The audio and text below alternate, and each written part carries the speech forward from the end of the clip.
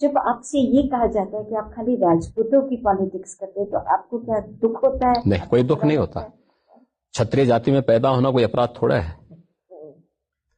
पर उसकी इस देश की एक ऐसी जाति है जिसमें भगवान भी जन्म लिए हैं और बार बार जन्म लिए हैं, तो अपनी जाति पर स्वाभिमान हर व्यक्ति को होना चाहिए। सबका साथ योगी जी की होए ठाठ, लेकिन केवल बाबा जी करे अपने जात वालों का विकास। नमस्कार, मैं हूं अंजार आफाक और आप देख रहे हैं सदा हिंद। सजाए लियो कितना भी हिंदुत्व के नाम पर चुनावी मजमा अमित भाई, लेकिन जोगी जी को तो खाली क्षत्रिय ही प्यारा लगे। जी हां, उत्तर प्रदेश की राजनीति में जहां एक और अमित शाह योगी आदित्यनाथ के रथ के टायर में जी जान से हवा फूंक फूंक कर हाँफते हाँफते कह रहे हैं, ओ सफेद कपड़ा, ओ लाल कपड़ा, ओ भाई भगवा गमछा, मोदी जी सबके साथ है और सबका विकास होगा, तो दूसरी ओर अमित शाह जिस टायर में हवा भर रहे हैं उसे पंचर करने का जिम्मा खुद अजय सिंह बिष्ट उर्फ योगी आदित्यनाथ ने अपने कंधों पर उठा लिया है। हाँ, वही योगी आदित्यनाथ जिसे 2017 में मोदी जी ने संघ के प्रताप से ढूंढकर उत्तर प्रदेश की राजनीति में सरयू के तट पर हिंदुत्व की दीपावली मनाने भेजा था। वही महान महंत अब हिंदुत्ववादी से ज्यादा अजय सिंह बिष्ट हो गए हैं, मतलब कि क्षत्रिय। उत्तर प्रदेश का किला सलामत रखने के चक्कर में एक और जहां अमित शाह जाटों से लेकर जयंत चौधरी सबके पैरों पर गिरते चल रहे हैं, तो दूसरी तरफ योगी आदित्यनाथ अपने ठाकुर प्रिय छवि में ही मस्त है।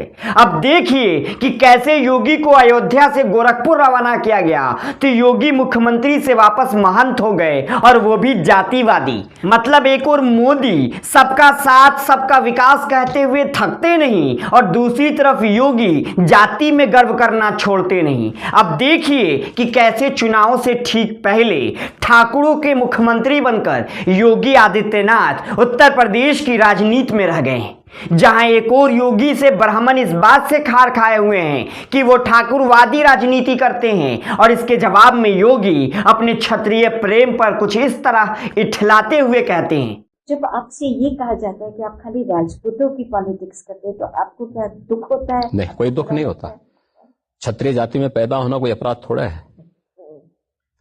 पर उसकी इस देश की एक ऐसी जाति है जिसमें भगवान भी जन्म लिए हैं और बार बार जन्म लिए हैं, तो अपनी जाति पर स्वाभिमान हर व्यक्ति को होना चाहिए। तो देखा आपने, भाजपा के सबका साथ में सबसे पहला विकास किसका होता है। अब समझिए कि बात केवल ब्राह्मण और क्षत्रिय की नहीं है, क्योंकि ये दोनों ऊंची जातियां हैं, लेकिन इसमें छुपा सबसे बड़ा संदेश जो है वो छोटी जातियों के लिए है, मतलब दलित और पिछड़े। क्योंकि जिस जातिगत व्यवस्था में योगी जी की संपूर्ण आस्था है और जिसमें स्वाभिमान लेने की सीख योगी आदित्यनाथ दे रहे हैं, उन्हीं की सियासत पर जब खतरा मंडराता हुआ दिखता है तो वो अपने एक फेवरेट दलित के यहां पहुंच जाते हैं, जिनके यहां वो 5 सालों में नहीं गए थे। अब वो सियासी खाना खाने उनके घर पहुंच गए। उन दलितों के लिए इसमें संदेश है जिसके साथ बैठकर खुद को उच्च कुलीन समझने वाले रवि किशन की शक्ल उपकाई जैसी हो जाती है। इसी जातिवादी राजनीति से खिलते कमल को देखकर पूर्व IAS सूर्य प्रताप सिंह कहते हैं कि ठाकुर बाबा की जाति है कि जाति नहीं। एक बात तो साफ है कि उत्तर प्रदेश की जनता ने भाजपाइयों को उखाड़ फेंकने का मन बना लिया है।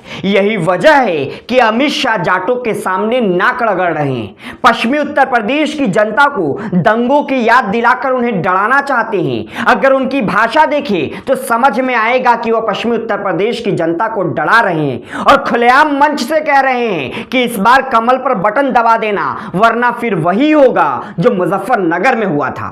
एक तरफ चाणक्य को उत्तर प्रदेश की सत्ता जाने का डर है, इसलिए जाटों के कदमों में गिरे पड़े हैं।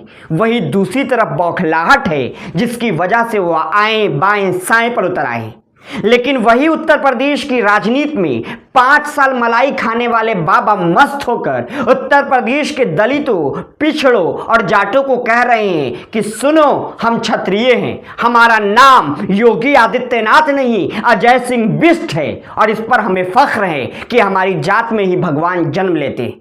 ऐसे में अखिलेश को यादवों की सियासत करने वाला कहकर खुद ही अगड़ी जाति की सियासत में सिर से पैर तक डूबी भाजपा पर क्या है आपकी राय, हमें कमेंट सेक्शन में जरूर साझा कीजिए। वीडियो पसंद आने पर इसे लाइक कीजिए, शेयर कीजिए और हमारे चैनल सदा हिंद को यूट्यूब पर सब्सक्राइब कर लीजिए। शुक्रिया।